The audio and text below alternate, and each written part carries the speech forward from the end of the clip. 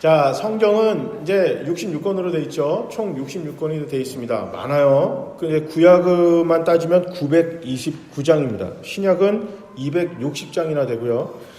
절수로 따지면 23,000, 구약이 23,131절, 신약은 7,942절 이렇게 됩니다. 이게 어마어마하죠. 되게 많습니다. 이게 다 하나님 말씀인데요.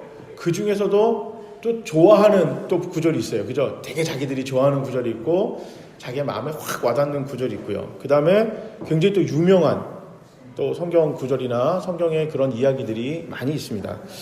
자, 오늘 본문은 나름 그래도 유명한 구절이에요. 나름 꽤 유명한 구절인데 소중하게 생각하는 분들은 생각보다 많지 않을 것 같습니다. 여기 나오는 말들을 한번 살펴보면 빛, 하나님의 영으로 인도를 받는 사람, 뭐 아들 종, 양자, 상속자, 영광, 그런데 고난, 뭐 이런 게 나와 있어요. 사람마다 다르긴 하겠지만 이게 뭐 문자적인 뜻이 모르는 거는 거의 없잖아요. 웬만하면 다 알고 받아들이고 있습니다. 자, 2000년 전에 사도 바울이 로마에 있는 사람들을 쓴 이 본문은 아마도 그 당시 사람들도 그냥 쉽게 받기는 이게 뭐 그렇게 편하지는 않았을 거예요.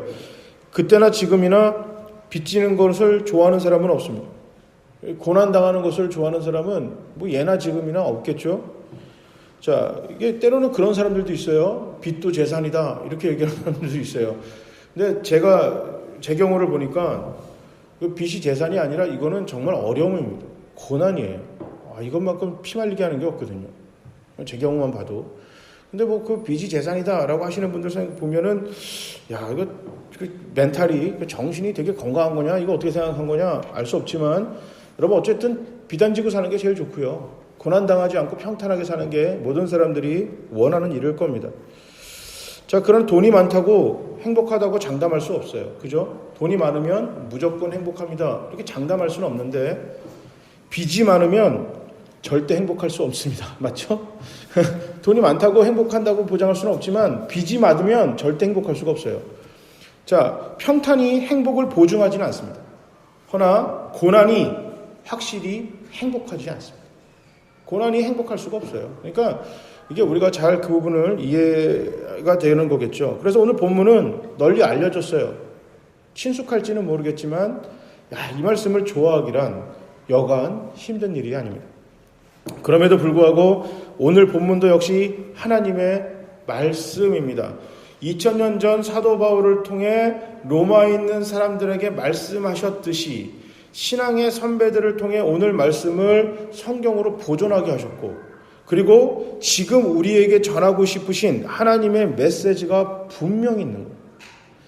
한 절 한 절 살펴보면서 과연 하나님이 지금 우리에게 이 어려운 단어를 주시면서 과연 하고 싶은 이야기는 무엇인지 한번 살펴보겠습니다. 우선 12절입니다.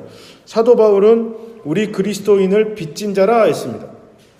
우리 그리스도인들이 너희는 빚진 자다.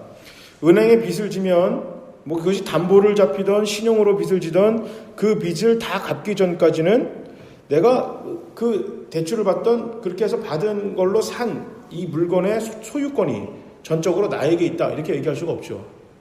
그러니까 집을 살 때 우리가 은행에서 집 사는 그 대출을 받아갖고 사면 그 금액만큼의 소유권이 누구한테 있죠? 은행한테 있어요. 저한테 있는 게 아니라, 내게 아니라 그 은행이랑 이렇게 그래서 은행에서 그 소유권을 이렇게 주장하죠. 그러니까 이것처럼 우리 사도 바울은 우리가 빚진 자다 했어요. 빚진 자라. 그런데 그 빚이 무슨 빚이냐면 육신의 빚은 아니다라는 거예요. 육신으로 빚진 게 아니다. 결론부터 얘기할게요. 은혜의 빚진 거예요. 너희는 하나님의 은혜의 빚졌고 사랑의 빚을 진 거예요. 은혜와 사랑의 빚을 진 거다. 근데 이게 육신의 빚은 아니다라고 정확하게 사도 바울이 헷갈리지 않게 딱 정확하게 얘기를 합니다. 사도 바울이 여기서 얘기하는 육신의 요구, 육신의 빚은 뭘 얘기를 하냐면 법과 윤리와 도덕을 무시하고 육신의 본능에 따라 살지 않는 것. 그러니까 육신들이 요구하는 건 그거예요. 그러니까 이 땅에서 법도 안 지키고 살고 도덕적으로 윤리적으로 그냥 대충 막 사는 것. 이게 육신들이 요구를 한다는 거예요. 그러니까 성경에서 얘기하는 것은 영의 일, 그러면 우리가 생각하는 것처럼 막 귀신이라든지 무슨 뭐 이런 그런 걸 얘기하는 게 아니고, 육신의 일과 영의 일은 성경에서 정확하게 얘기하는 거는 거기 성경 안에서만 갖고 있는 특별한 컨셉이 있어요. 그게 뭐냐면 육신은 하나님이 원하지 않는 것, 영의 일은 하나님이 좋아하는 것. 그 영의 일을 하라는 것도 그 하나님이 좋아하는 걸 뭘로 해요? 내 몸으로 하죠. 우리는 그냥 가만히 생각하면 뭐가 빠삭하게 초능력처럼 움직이는 게 아니잖아요. 똑같이 몸의 일을, 그러니까 우리가 몸을 가지고 일을 하는데, 살아가는데, 나의 삶의 그 방법이 하나님이 기뻐하시고 원하시는 삶으로 살아가면 그게 영의 일이고, 하나님이 기뻐하시지 않는 일을 하면 그게 육신의 일인 거예요. 그러니까 오늘 사도 바울은 그 얘기를 한 거예요. 하나님이 기뻐하지 않는 일을 하면 것은 너희가 육신의 일을 하는 거다. 그러니까 우리는 그 일을 할 필요가 없다. 왜? 우린 육신의 빚을 지지 않았으니까. 하나님이 기뻐하시는 일을 하는 거다. 윤리와 도덕을, 그러니까 우리가 이걸 잘못 생각하면 율법을 잘 지키고, 그러니까 뭐 하나님 말씀 잘 지키고 윤리와 도덕대로 사는 것, 이렇게 1차적으로 해석하기가 쉽습니다. 물론 맞아요. 근데 이 말이 조금 약간 이상하게 들려요. 왜 그러냐면 사도 바울은 로마서에서 냉정하게 이렇게 얘기하는 게 뭐냐면 세상에 의인은 하나도 없다. 다시 말해서 율법과 도덕과 윤리적으로 흠결 없이 살아가는 사람은 이 세상에 단 한 명도 없다라는 거예요. 그럼 누구나 다 하나님의 원하는 일도 하지만 하나님의 원하지 않는 일도 하면서 그렇게 살아간다. 이게 사도 바울이 성경에서 벌써 그렇게 얘기를 해놨거든요. 같은 로마서에. 그런데 오늘 본문에 보니까 너희는 육신의 빚을 지지 않았으니까 육신이 원하는 대로 살면 안 돼! 라고 했단 말이에요. 그러면 사도 바울이 자기가 한 얘기를, 이게 두 개가 앞뒤가 안 맞잖아요. 우리는 하나님이 원하는 일대로 살 수밖에 없고, 살기도 하지만 하나님이 원하지 않는 일대로 살기도 하고, 자기가 분명히 그럴 존재라고 얘기를 해놓고 우리는 하나님이 원하는 대로만 살아야 되고 원하지 않는 건 하면 안 돼! 라고 얘기를 하면 어떻게 하라는 거야? 이렇게 이제 헷갈리기 시작을 하는 겁니다. 그러니까 일차적으로 우리 해석하면 그렇게 돼요. 근데 오늘 사도 바울이 얘기하는 것은 법과 윤리와 도덕을 잘 지켜라! 이 얘기가 아니에요. 바리새인들을 보면 당시의 율법을 굉장히 잘 지켰어요. 그런데 문제가 생겼죠. 자기가 잘 지키는 것으로 끝나는 게 아니라 다른 사람을 무시하기 시작했어요. 교만은요, 난 되게 공부를 잘해. 나는 돈이 되게 많지. 우리 집이 어마어마하게 좋아. 예를 들어서 우리 교회가 진짜 좋아. 이게 교만이 아니에요. 교만은 그걸로 인해서 내가 가진 것으로 다른 사람을 무시하는 거예요. 아니, 내 것만 하는 건 그냥 자랑이에요. 그건 교만이 아니에요. 자랑이에요. 우리 집에 옛날에 그런 거 있잖아요. 우리 집에 텔레비전 있다! 라고 자랑하는 거. 지금은 그게 아무것도 아닌 거겠지만, 저 초등학교 때까지만 해도 집에, 동네가 화곡동 가난한 동네여서 그런지 집에 텔레비전이 있다는 게 이거 굉장한 거였거든요. 우리 집에 텔레비전 있다! 그러면 진짜 자랑할 만한 거였어요. 컬러 텔레비전이면 그냥 더 끝장이었고, 그랬었는데, 지금은 그렇진 않은 거예요. 근데 텔레비전이 있다? 라고 끝나면 자랑이에요. 우리 집에는 텔레비전이 있는데 너네 집 없지? 에이, 이러면 교만이에요. 성경에서 말하는 거예요. 사도 바울이 오늘 얘기하는 거는 너희가 이런 육신의 일 때문에 교만하지 말아라까지도 얘기를 하는 거예요. 그걸 잘 지킨다고 교만하지 말아라까지도 사도 바울은 이야기를 하는 거예요. 왜? 사도 바울이 그랬으니까. 자기가 바리새인이었잖아요. 엄청 무시를 했거든요. 하나님 말씀대로 살지 못하는 사람들, 윤리대로 살지 못하는 사람들, 율법대로 살지 못하는 사람들을 무지하게 무시하고 괄시했거든요. 누가요? 자기가. 그러니까 무슨 얘기를 하는 거냐면, 거기까지 얘기를 하는 거예요. 너희가 율법을 잘 지키고 윤리와 도덕을 잘 지키고 예배도 잘 드리고 하는데 그거 좋아. 나는 예배도 한 번도 빠지지 않고 예배를 드려. 나는 뭐 예를 들어서 어디 놀러 가서도 부득이하게 주일날 예배를 못 드릴 것 같으면 그 동네에서 교회를 가서 예배를 드리고 진작에 예배를 잘 드렸어. 이것까지는 괜찮아요. 그런데 저 사람은 뭐야? 집사나 돼가지고 어떻게 저렇게 해? 저래가지고 권사야, 장로야? 저래서 저 목사야? 이렇게 나오면 어떻게 돼요? 교만한 거예요. 그거 하지 말라는 거예요, 사도 바울이. 우리가 때로는요, 예배와 기도를 통하여 우리의 율법과 나의 그 신앙이 성장하지만 때로는 그것 때문에 어떻게 돼요? 교만에 빠져서 형식적인 사람들, 하나님이 기뻐하지 않는 그 삶으로 가게 되는 거예요. 자, 하나님이 우리가 예배를 잘 드리고 기도하고 봉사하고 구제하는 거 좋아하시죠? 이 좋아하시는 삶이에요. 그 삶을 살았는데 하나님이 정말 싫어하는 그것 때문에 다른 사람을 무시하고 다른 사람을 괄시하는 그 태도를 보인다? 그러면 안 된다는 거예요. 그거에 빠지기가 굉장히 쉽습니다. 하나님의 자녀들이 그거에 빠지면 안 된다는 거예요. 교회가 그 함정에 빠지면 안 된다는 거예요. 사도 바울이 그걸 누구보다도 잘 알았습니다. 왜요? 지금 이 본문을 누구한테 썼다 그랬어요? 로마에 사는 로마 시민권자들. 당시에 로마 시민권은요, 어마어마한 거예요. 신분제도가 있던 시대에, 그 다음에 다른 나라를 식민지 삼았던 시대에 그 당시에 그 지역의 강력한 패자가 누구예요? 패권자가 누구예요? 로마예요. 그러니까 로마의 시민권을 갖고 있다는 것은 심지어 다른 식민지에서 그 지역을 다스리는 총독조차도 로마 시민권자는 함부로 손을 못 대는 거예요. 아무리 잘못해도. 그러니까 로마 시민권을 갖고 있다는 게 얼마나 큰 프라이드예요. 그런데 프라이드를 갖는 건 좋아요. 자랑하는 건 괜찮아요. 나 로마 시민권자다 하고 자랑하는 건 좋아요. 그런데 너는 로마 시민권자가 아니지 하고 다른 사람을 무시하면 문제라는 거예요. 그런데 그 당시에는 그것이 왕왕 이루어지고 있었어요. 다른 사람 무시하는 게 그냥 자연스럽게 있었어요. 자, 사도 바울은 로마 시민권자죠. 거기다가 율법을 누구보다도 잘 지키는 그 바리새인 출신이에요. 이스라엘 안에서 유대인들한테도 괄시하고 무시했고 내가 로마 시민권자라는 그 강력한 자부심이 있기 때문에 그 자부심이 때로는 다른 사람들을 깔보는 무시하는 그 교만을 극에 치렀어요. 그런데 그 비슷한 상황에 있는 사람들한테 이 글을 쓰는 거예요. 건방 떨지 말라는 거예요. 그러면 안 된다는 거예요. 믿음을 갖고 있을 때 너희가 하나님 앞에 그 하나님의 자녀가 돼서 하나님의 그 자녀답게 열심히 살았는데 때로는 그것이 너희를 넘어뜨리는 도구가 되게 한다. 그게 육신의 일이라는 거예요. 그게 육신의 일이다. 단지 우리가 뭐 교회 안 다니고 술 먹고 담배 피우고 무슨 뭐 마약하고 막 노름하고 이것만의 육신의 일이 아니라 교회를 굉장히 열심히 다니고 평생을 하나님을 위해 살았음에도 불구하고 다른 누군가를 위해서 다른 사람을 보고 그 사람들을 무시하고 그 사람들을 괄시하고 너가 그 사람들에게 평가를 내리고 그 누군가를 너희가 그 기준을 가지고 너희가 잣대를 그어대면 그게 육신의 일이다. 그게 육신의 일이다. 하나님 원치 않으시는 일이다. 그러니까 우리는 그 육신한테 빚을 지지 않았기 때문에 그렇게 하지 말라는 거예요. 절대 그렇게 하지 마. 그 육신들 하나님이 원하지 않은 일을 쫓아가면 안 된다. 그러면서 13절에 보면 영으로 몸의 행실을 죽이며 살 것이다. 죽여야 할 몸의 행실은 바로 조금 전에 얘기했던 바로 그건 우월감. 이 땅에 살아가면서 내가 갖고 있는 것에 대한 우월감이에요. 창세기 1장을 살펴보면 이게 기가 막힙니다. 하나님이 천지를 창조하시죠.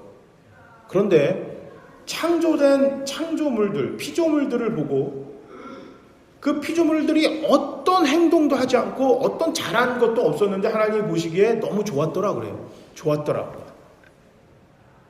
그러니까 좋았더라가 이게 아니라 완전히 그 원문에 따르면 내가 사랑에 빠졌더라는 뜻이에요. 사랑에 빠졌다. 그러고 나서 사람을 만들 건 뭐라고 했냐면요. 영어로 원래대로 원문을 따지면 crazy for people이에요. 이게 뭐냐면 내가 하나님 미친 거예요. 이걸 하나님 만드신 거 보고. 이 만든 인간이 하나님을 찬양하지도 않았고 하나님한테 뭘 아무것도 안 돼 보고 미치는 거예요. 제가 아이가 나오니까요. 아이를 낳는데 이제 미국은 한국도 이제 그러더라고요. 아이를 낳는데 들어가요. 같이 남편이 들어가서 이게 때로는 막 도와주기도 해요. 이렇게 의사 선생님들도 도와주고 같이 막 하거든요. 첫째 날 때 이제 제가 같이 들어갔어요.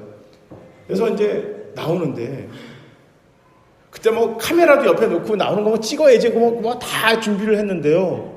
아이가 나오는데 그 감동을 저는 잊을 수가 없어요. 이게 막 심장이 터질 것 같은 거예요. 제가 그 뉴저지에서 부목사 할 때 저희 교인이 많으니까 담임 목사님 룰이 그 신생아가 태어나가지고 기도해주러 갈 때 부목사가 가요.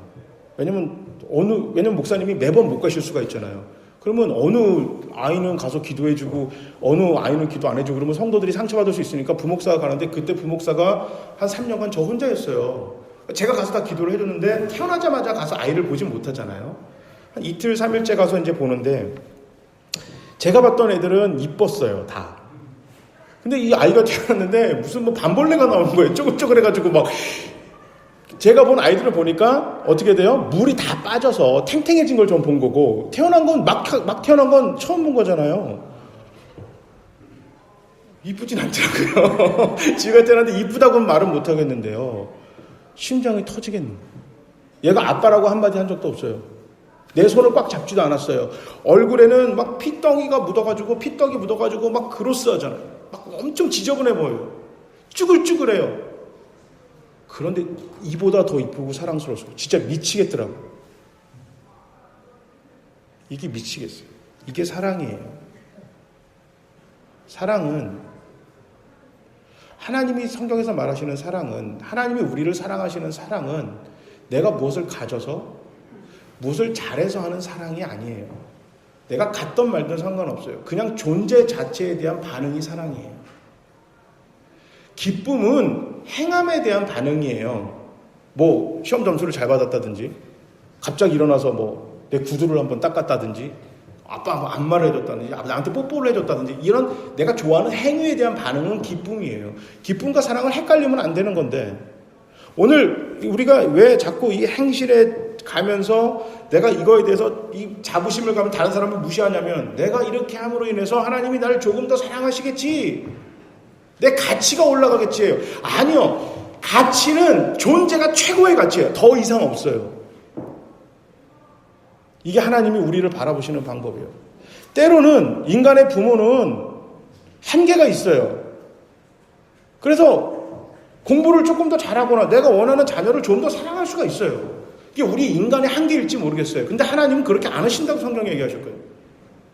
목사든 심지어 죽을 때까지 하나님을 안 믿는 그 사람이든 하나님은 똑같이 사랑하신다는 거예요. 왜? 자녀니까. 그래서 성경은 버림이 아니에요. 구원을 얘기하고 있는 거예요. 누가 버렸어요? 인간이 하나님을 버린 거예요.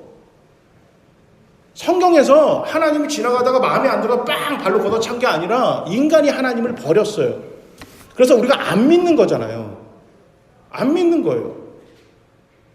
하나님이 우리를 버린 게 아니라 인간이 하나님을 버린 거예요. 그래서 성경에서는 구원을 얘기하는 거예요. 버림을 얘기하는 게 아니라. 건져내시고 얘가 다시 관계를 맺고 싶다. 그러니까 똑같이 사랑하세요. 교회를 지금 열심히 나가고 오늘 아침에 여기 앉아있다고 그래서요. 오늘 예배를 땡땡이 치고 놀러 가는 많은 사람이 있어요. 그러면 에휴 생각할지 모르겠지만 하나님이 덜 기뻐하시겠죠. 그러나 똑같이 사랑하세요. 교환할 필요가 없는 거예요. 엄마가 좋아, 아빠가 좋아 이렇게 묻는 것만큼 그 폭력이 어디 있어요? 그 폭력이. 우리 첫째 녀석이 이게 그 곰같이 생긴 여우거든요, 애가. 이게 무지하게 잘 돌아가나 봐요. 저는 깜짝 놀랐는데 아내한테 들었어요. 그 외갓집에 이제 그 처가댁에 갔나 봐요. 그러니까 이제 할머니가 그 외할머니가 물은 거예요. 야, 너 친할머니가 좋아? 외할머니가 좋아? 그런데 갑자기 정말 듣자마자 얘가 생각도 안 하고 바로 튀어나오는 대답이 아빠.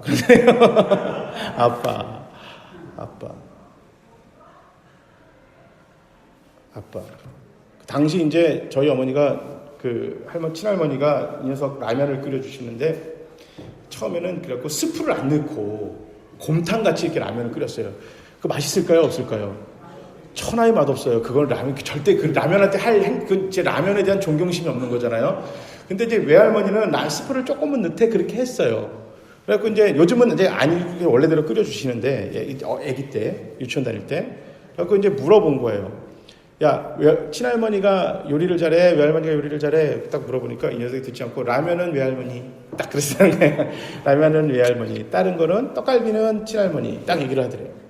그러니까 뭐가 더 잘한다 안 한다에 대해서 얘기를 안 하려고 이렇게 노력을 하는 거죠. 근데 그게 참 어떻게 보면 좋아하냐 기쁘냐 뭐가 더 맛있어는 모르겠지만 누가 더 좋아 이거는 굉장히 어떻게 보면 폭력이잖아요. 이거 어떻게 보면 대답해야 되는 사람들도 굉장히 곤란한 거예요. 그죠? 이게 참 그런 거예요. 그런데 인간은 한계가 있어서 그렇게 할지 몰라요. 근데 하나님은 성경에 계속해서 어떻게 얘기하세요? 내가 너를 낳았고 로마서 5장 8절에 예수를 안 믿는 사람도 사랑하신다고 이미 딱 얘기를 하셨어요. 똑같이 사랑한다고 얘기를 했거든요. 그런데 하나님은 사랑한다고 얘기했는데 내가 교만해가지고 하나님이 나를 너보다 더 사랑해 이렇게 얘기를 해요. 쟤보단 내가 낫지. 왜? 내 행위로 인해서. 이게 육신의 일이라는 거예요. 이거 하지 말라는 거예요. 그러면서 14절에 영으로 인도함을 받았다. 고린도전서 12장 3절에 보면 성령이 아니고서는 누구도 예수를 주님이라 시인하고 인정할 수 없다. 내가 예수를 구주로 선택한 것은 바로 성령님이 인도하시고 성령님이 도우신 거예요. 이것이 14절에 대해서 이야기를 하는 거예요. 뭐 영으로 인도함을 받았다 그러니까 나의 생각과 판단은 하나님이 이렇게 기도하니까 쭉 그렇게 이끌어간다 이게 아니고 오늘 너의 삶을 성령님이 도와주신다는 너가 하나님 자녀답게 살 수 있도록 성령은 너를 도와주신다. 그러니까 이게 말은 뭐예요? 성령을 인정하라는 거예요. 하나님이 너와 함께 하실 동행하겠다는 것을 인정하라. 구원받은 자의 삶 14절에 보면 인도함을 받은 사람들이 하나님의 자녀고 그러니까 하나님 성령을 인정하는 사람들이 하나님의 자녀고 15절에 보면 여기에 대한 강력한 증거가 아빠, 아버지라고 부를 것이다. 하나님을 나의 부모님이라고 부르는 게 여러분 쉬운 게 아니거든요. 교회를 처음 다니는 사람한테 하나님이 여러분의 아버지입니다. 그러면 이게 마음에 안 와닿아요. 이거 아저씨지. 왜 결혼할 때 그러잖아요. 며느리는 넌 내 딸이야. 그러고 얘기할 때마다 저는 또 사위가 너는 내 아들이 아니 우리 아들이에요. 그러는데 저는 그 얘기를 들을 때마다 가능한가? 이렇게 생각이 들거든요. 우리 남편 아빠 엄마고 우리 아내 엄마 아빠지. 뭐 내 엄마 아빠 아니잖아요, 솔직히. 딸 같아 그러는데 생각해 보세요. 30년 만에 나타난 여자애를 처음 본 여자를 딸같이 대한다는 게 그게 말이 돼요. 그거 안 되죠. 제가 뉴저지부터 고아원 사역을 교회에서 같이 했어요. 그래갖고 이제 고아원 사역을 했는데 한 친구를 샌프란시스코에서 만났어요. 그 팀이 와가지고 제가 이제 샌프란시스코 구경하는 걸 도와줬거든요. 근데 하나이가 그 이야기를 하는 거예요. 목사님, 저 이제 아빠, 엄마라고 불러요. 이게 무슨 소리냐면 옛날에는 이렇게 뭐 어렸을 때 이렇게 아주 이제 어렸을 때 이제 오늘부터 너희 엄마 아빠야 입양을 시키는 경우가 있잖아요. 요즘에는 그렇게 하는 경우도 있고 아이들이 그게 이제 충격을 먹거나 아니면 잘 적응 못할 것 같아서 몇 년이라는 기간을 두고 후원자처럼 이렇게 계속 그 아이를 후원해주고 때로는 집에 가서 식사도 하고 잠도 자고 이러면서 친해지는 기간을 가져요. 그 다음에 이쪽 집에서 후원하는 그 부모들이 아버지, 양어머니가 이 아이를 우리가 입양을 하겠습니다라고 오퍼를 넣잖아요. 그렇게 해서 하기로 하면 이 자녀도 아이도 가기로 할게요라고 결정을 해줘야 돼요. 그럼 함부로 이렇게 한 번에 이렇게 못하게 돼 있어요. 그래서 아이가 간 거예요. 언제 갔냐면 중학교 1학년쯤 해가지고 6학년 말 넘어가면서 간 거예요. 그 집에. 근데 처음부터 아빠, 엄마 얘기가 안 나오더래요. 당연하지 않겠어요? 아니, 많이 날 후원해주고 도와준 건 알지만, 가가자마자 오늘부터, 처음부터 아빠, 엄마 이렇게 얘기하는 게 이게 얼마나 그 아이도 못하잖아요. 그리고 어떻게 했어? 라고 물어보니까, 저기요, 그랬대요. 저기요. 중학교 3학년 때인가요? 한번 정말 독감을 호되게 알아서 누워있다가, 이제 양어머니가 와가지고 물 주고 약 주고 괜찮니? 들어가서 이제 건너가는데 뭐 필요한 거 있으면 얘기를 해. 근데 자기도 모르게 누워있는데 엄마 나 물 좀 줘요. 그랬대. 그 자리에서 엄마가 주저앉았고 우시더래요. 드디어. 2년 3년 걸린 거고 얼마나 걸렸니? 그러니까 한 3년 좀 안 걸리고 나 후원하신 지 2년까지 5년 정도. 여러분 그 관계도 엄마라고 부르고 이게 이 사람이 내 엄마구나 아빠라고 하는데 5년 이상 걸려요. 아이가 태어나서 내가 난 자식도 아기 때부터 키워도 얘가 이 사람이 내 엄마 아빠구나 확실하게 인정하는데 몇 년이 걸리잖아요. 우리 지우가 이거 떨어져 있었잖아요. 6개월 이후부터 한 3년간 저랑 떨어져 있어서 그때는 영상통화도 없으니까 아내가 제 사진 보여주고 뭐 그랬어요. 그랬더니 문제가 생겼어요. 안경 쓰는 남자만 보면 아빠라고 그러는 거예요. 얼굴이 제가 좀 까무잡잡하잖아요. 이게 얼굴이 좀 까무잡잡하면 다 아빠인 거예요. 우리 집 키우던 강아지가 까마니까 걔한테도 아빠라고 그러고 악어한테도 아빠라고 그러고 이게 지가 봤을 때 뭐 이미지가 비슷하면 다 아빠라고 했나 보죠. 아빠한테 와 안겨 그러면 엄마를 한번 보는 거예요. 가도 돼? 저 아저씨한테? 이렇게 가는 거죠. 내가 진짜 아빠인데도. 아니 그런데 내가 오늘 예수 믿은 지 얼마 안 됐는데 그 사람한테 지금 평생을 예수 믿고 목사인 제가 하나님을 신뢰하는 것처럼 그 정도 신뢰해야 구원받을 수 있고 그 정도 신뢰해야 좋은 크리스찬입니다 라고 이따위 얘기를 해대면 나는 하나님이 저기요인데요 아직.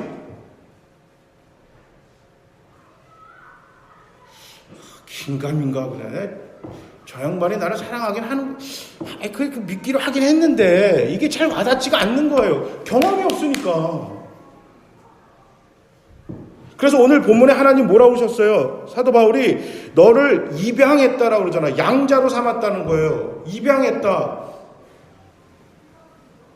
이제 이 입양이 다른 집 자식을 데려오는 게 아니라, 원래 자녀였는데, 자녀가 지 손으로 호작파서 나가버렸어요. 당신 오늘부터 우리 엄마 아빠 아닙니다. 호작파서 나가버렸어요. 시간이 지나면서 완전 남남이 돼버렸네요. 그걸 다시 입양하신 거예요, 하나님이. 그러니까 내 자식이었지만 전혀 상관없는 존재였어요. 그래서 저기요 그럴 수 있다라는 거예요. 그러니까 저기요 하는 거를 이제 아빠라고 부를 수 있게 누가 도와준다고요? 성령님이 도와주실 거다라는 거예요. 성령님이. 그래서 우리가 기도하실 때 성령 받기를 기도하시고 하루하루의 삶이 하나님하고 이야기를 통해서 그 이야기거리를 많이 통해서 하나님이 나를 진짜 사랑하시는구나 라는 그 체험을 할 수 있도록 기도하고 그렇게 힘쓰라는 거예요. 그러면 나도 모르게 어떻게 한다? 하나님을 아빠라고 부르게 될 것이다. 그거 안 한다고 넌 자녀가 아니라는 게 아니고 그걸 못해도 구원 받는 거예요. 그런데 하나님 성령님을 성령의 인도함을 받는다는 얘기는 성령이랑 함께 같이 간다는 얘기예요. 함께 한다. 그러니까 성령님이 나와 함께하는 내 인생, 라이프 파트너, 그러니까 나의 그 삶의 파트너로 동행하는 사람으로서 인정하는 것. 너가 그렇게 하나님 성령님을 인정하고 성령님이 너를 도와주실 것을 하나님이 기뻐하시는 일로 살 수 있게끔 하나님 자녀답게 살 수 있게끔 도와주실 건데 그걸 인정하라는 거예요. 그렇게 되면 16절에 성령님은 단순히 자신의 하나님 스스로의 의지만이 아니라 우리의 결단을 통해 하나님의 자녀됨을 드러난다. 누가 뭐래도 나는 하나님의 자녀라고 말하게 된다. 삶으로 하나님의 자녀임을 이야기하기 시작한다는 거예요. 우리가 그 빚을 졌다는 거예요. 그렇게 할 수 있는 게 뭐다? 사랑의 빚, 은혜의 빚을 져서 그 빚을 누구한테 갚아라? 너희가 삶으로 세상에 하나님의 영광이 드러나는 것으로 갚아라. 그걸 예수님이 뭐라고 표현하셨냐면 하나님을 대하듯이 세상을 대하라. 이게 사랑의 빚진 자가 빚 갚는 거다라고 했어요. 기가 막히지 않나요? 여러분 그런 은행이 있었으면 좋겠어요. 은행에서 내가 빚을 졌는데 은행이 대출 갚아야 될 거 아니에요. 이자랑. 이거 어떻게 갚아? 이자는 언제 갚나요? 이거 어떻게 하나요? 그러니까 아니 저희한테 갚을 필요 없고요. 그 금액만큼 어려운 사람들을 도와주세요. 그런 은행이 있나요? 기가 막히게 미칠 거예요. 그런 은행이 있으면. 얼마나 세상에 살만 나겠죠. 하나님이 그거 하라는 거예요. 하나님이 내가 너를 사랑해서 하나님이 우리 위해서 고난받으시고 십자가 죽으시고 너가 뭘 해서가 아니라 내가 저교라고 부르는 그런 관계인데도 내가 너를 구원해주는 사랑의 빚, 은혜의 빚을 줬지. 빚 갚자. 우리는 어떻게 생각해요? 사도 바울은 그동안 어떻게 생각했냐면 하나님을 위해서 율법을 잘 지키고 하나님을 위해서 저 예수 믿는 사람들을 때려 죽이면 하나님한테 빚 갚는다고 생각했어요. 하나님께 예배를 제대로 드리지도 못하고 헌금도 제대로 드리지도 못하고 하나님 말씀대로 윤리적으로 도덕적으로 잘 살지 못하는 사람들을 무시하면서 그 사람들을 괄시하고 그걸 잘하는 사람들을 칭찬해주고 그 사람들만 이렇게 막 기쁘게 받는 것을 하나님을 위해서 한다고 생각을 했어요. 그랬더니 다마섹으로 가는 그 길에 예수를 만나서 예수님 뭐라 그러세요? 너 왜 나를 핍박하느냐? 사도 바울은 하나님을 핍박한 적이 없거든요. 내가 언제 당신을 핍박했습니까? 그러니까 너가 핍박하는 사람들을 그게 나라는 거예요. 예수가 뭐라 그랬어요? 하나님 대하듯이 세상을 대하라. 너가 핍박하고 너가 무시하고 너가 괄시하고 너가 지금 선으로 남을 판단하는 그것이 나를 괄시하고 나를 무시하고 나를 판단하는 거다. 하나님이 그렇게 얘기하시고. 무서운 얘기예요. 우리는 하나님을 위해서 산다고 했는데 그게 결국 하나님을 위해서 산 게 아니라 하나님을 무시하는 결과가 올 수 있다. 그게 뭐다? 육신의 일을 쫓아가는 거다. 하나님이 기뻐하시지 않는 거다라는. 우리는 상속자다. 몰랐네요. 재산만 상속받는 게 아니라 빚도 상속받더라고요.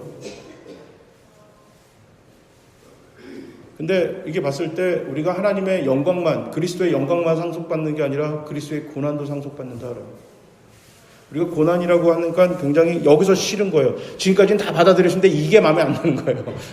빚진 것도 어떻게 해보겠는데 하나님이 세상을 갚으라고 하니까 아이고 그래 할 수 있지. 그러는데 고난을 상속받아야 된다니까 이게 깝깝한 거예요. 숨이 턱 막힐지 모르겠습니다. 세상은 고난을 통해 자신의 영광이나 가문 또는 사업이 영광에 다다르게 됩니다. 그러나 하나님 백성들의 상속받는 고난은 성공을 위한 고난이 아니라 바로 누군가를 위한 고난입니다. 십자가입니다. 십자가가 하나님의 영광이고 교회의 영광입니다. 그리고 성도들의 영광입니다. 그 영광을 만드는 것이 바로 믿는 자의 고난입니다. 하나님의 영광이 지난주에 뭐라고 그랬죠? 하나님의 사랑이 드러나는 것이 하나님의 영광이다 그랬어요. 하나님의 의가 드러나는 것이 하나님의 영광이에요. 그게 교회에서 하나님의 사랑이 드러나요. 그럼 그게 교회의 영광이 되고 내 사업과 가정과 학교와 동네, 사회, 국가에 하나님의 사랑, 하나님의 은혜가 드러나는 것이 하나님의 영광이에요. 그 영광을 만드는 것이 바로 믿는 자의 고난이다. 믿는 자의 고난. 그 고난을 통해서 내가 영광받는 게 아니에요. 그 고난을 통해서 우리 교회가 잘 되는 걸 사는 거는 그 세상의 방법이에요. 안 먹고 안 쓰고 앉아가지고 내가 뭐 좀 더 이렇게 성공하는 것, 이 성공을 얘기를 하는 게 아니에요. 성공에서 얘기하는 고난은 다른 누군가의 생명과 풍성한 삶을 위해서 내가 하나님이 기뻐하시는 하나님을 대하듯 세상을 대하는 그 태도, 그게 고난인 거예요. 어떤 사람은 그게 고난이 아닐 수도 있어요. 어떤 사람은 고난일 수도 있고요. 또 내가 지금까지는 고난이 아니었는데 갑자기 오늘부터 고난일 수도 있고요. 지금까지는 고난이었는데 언젠가부터인가 그게 나의 기쁨이 될 수도 있어요. 그러니까 이걸 절대화시킬 수가 없어요. 그러니까 성경에서 말하는 고난은 여기서 말하는 그 고난은 뭐예요? 다른 사람을 살리는 나의 삶의 태도를 얘기를 해요. 쉽게 말해 다른 누군가가 예수님 만나게, 예수님 믿게 내가 그렇게 도와주는 거예요. 옆에 어려운 사람들이 그 고난이 조금이라도 그 사람들이 고난을 이겨낼 수 있게끔 내가 도와주는 거예요. 내 시간과 물질과 이 마음을 써서 그를 도와주는 거예요. 그렇게 하려고 그러니까 어떻게 해야 돼요? 다른 사람을 판단하고 다른 사람들을 무시하고 괄시해서는 그 일이 절대 일어나지가 않아요. 갑질하는 사람들 옆에 있으면 행복할 수가 없죠. 그게 어떻게 행복하겠어요? 이게 행복이 되나요? 행복이 되지가 않습니다.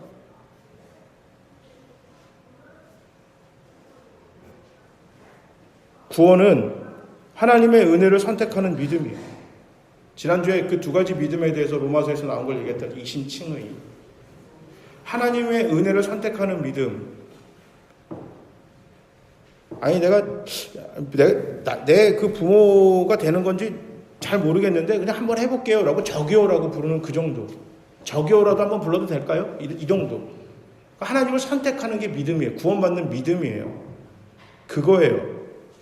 그리고 영광을 만드는 믿음은 저기요라고 부르던 내가 하나님과 신뢰를 쌓아 하나님을 아빠라고 당당히 부를 수 있는 그런 삶으로 만드는 것.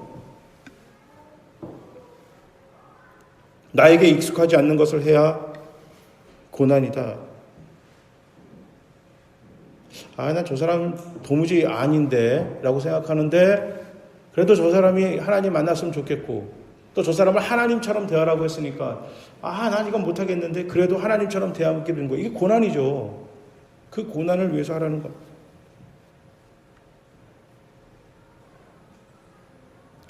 저기요라고 부르는 존재와 동행하면서 살라니 얼마나 어색하겠어요. 왜냐하면 세상은 아직도 하나님을 아빠라 부르며 살아가는 환경이 아니기 때문입니다. 기독교를 개독교라고 부르고 교회가 그동안 참 많이 잘못했잖아요. 그 잘못한 것을 이제 우리가 삶으로 보여줘야 되는데 이게 녹록지가 않거든. 뻘쭘하거든. 그러나 이 고난을 믿음으로 나아갈 때 영광이 드러나는데 나의 성공이 아니라 하나님의 사랑이 드러납니다. 하나님의 사랑이 드러나요.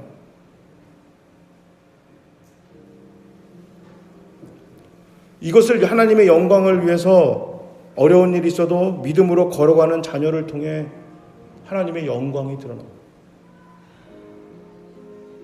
지역을 행복하게 만들어야겠다. 우리가 있는 지역을 좀 여기에 따뜻함이 드러나겠다. 이 마음을 가지고 한 걸음 한 걸음 걸어가는 교회를 통해 하나님의 영광이 드러나요.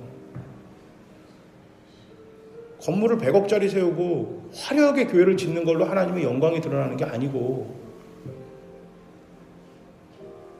그럼 그걸로 하나님의 영광이 드러나요?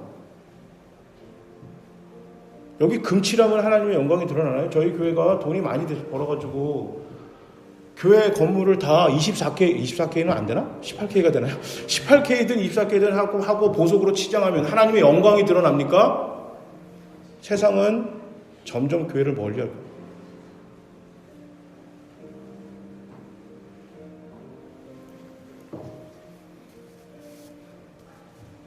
사도 바울은 오늘 우리에게 이 이야기를 하고 있습니다. 예수를 구주로 밀어 구원받은 하나님의 백성이라 우리는 사랑에 빚진 자, 은혜에 빚진 자라는 것. 빚진 자의 심정으로 빚갚으러 세상에 나가자. 뭘로요? 예수가 세상을 대한 거죠. 하나님이 이 세상을 너무너무 사랑하셔서 자기의 자녀도 주시고 고난받고 십자가에 죽으실 만큼 사랑하셨던 거죠. 창조주로서의 권위 따위 다 무시하고 내려와서 개무시당해도 괜찮다라고 하셨던 그 하나님이 우리 세상을 그렇게 귀하게 여기셨던 거죠. 십자가를 통해 너의 생명이, 인간 한 명 한 명의 생명이 창조주인 나보다 더 귀하다라고 그렇게 대하셨던 거죠.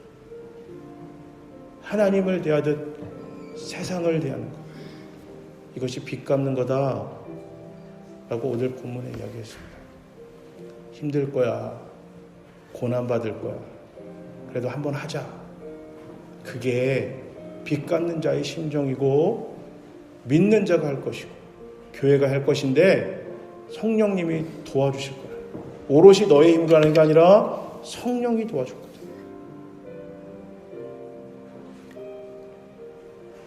예수를 구주로 믿어 구원받은 이 교회가 우리 모두가 나의 모든 삶을 하나님의 영광으로 만드는 믿음의 사람들이 되시기를 주님의 이름으로 축복합니다. 아멘.